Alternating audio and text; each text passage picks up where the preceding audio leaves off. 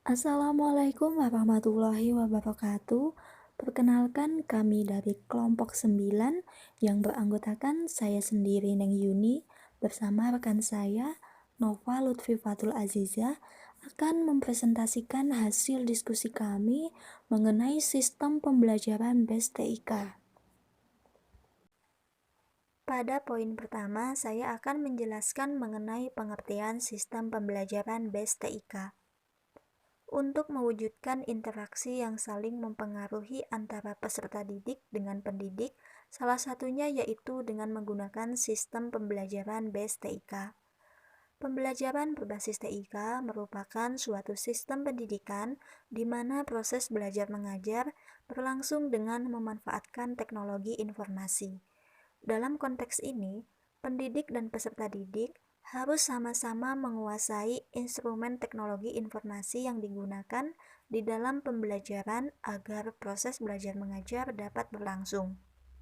Dalam sistem ini pula, interaksi antara pendidik dan peserta didik tidak harus saling bertatap muka secara fisik seperti halnya pendidikan konvensional.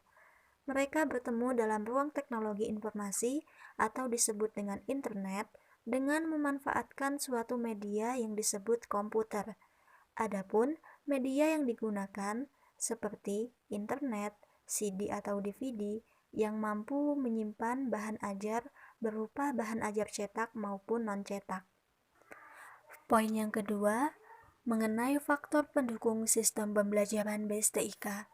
Berkenaan dengan pemanfaatan TIK dalam sistem pembelajaran, maka sarana dan prasarana juga harus terus dikembangkan demi keberhasilan proses pendidikan di sekolah.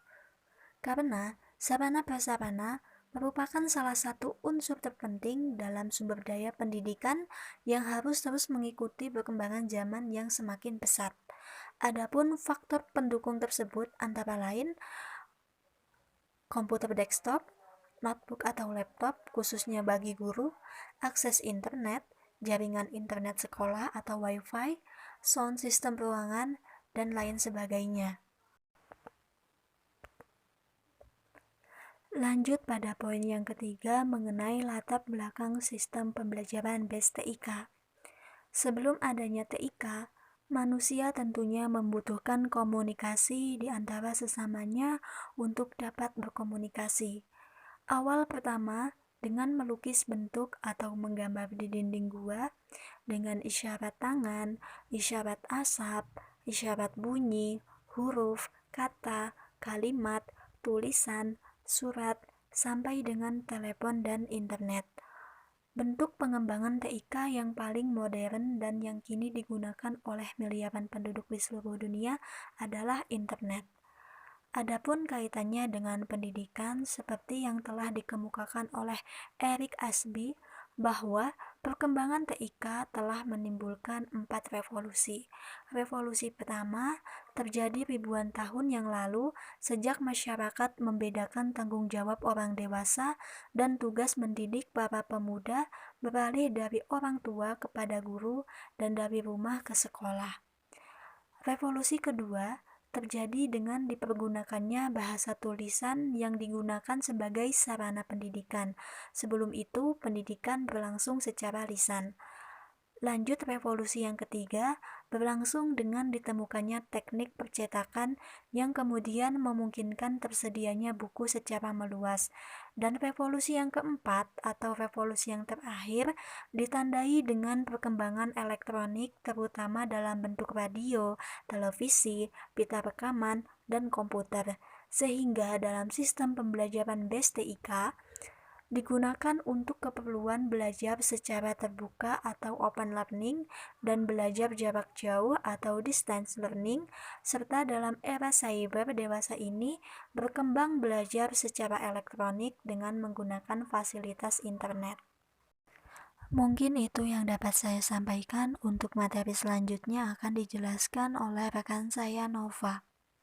Selanjutnya, saya akan menjelaskan tentang pendapat para ahli mengenai sistem pembelajaran bahasa TIK.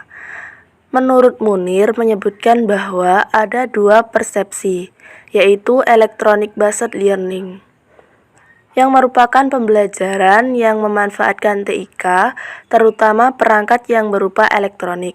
Tidak hanya internet, tetapi semua perangkat elektronik yang digunakan, seperti pemutar film atau video, radio, OHP, LCD proyektor, tip, komputer, dan lain-lain. Kedua, internet-based, yaitu pembelajaran yang menggunakan fasilitas internet yang bersifat online sebagai instrumen utama. Sedangkan menurut Conrad dan Training League disebut sebagai web-based training karena lebih berorientasi pada fungsi pelatihan.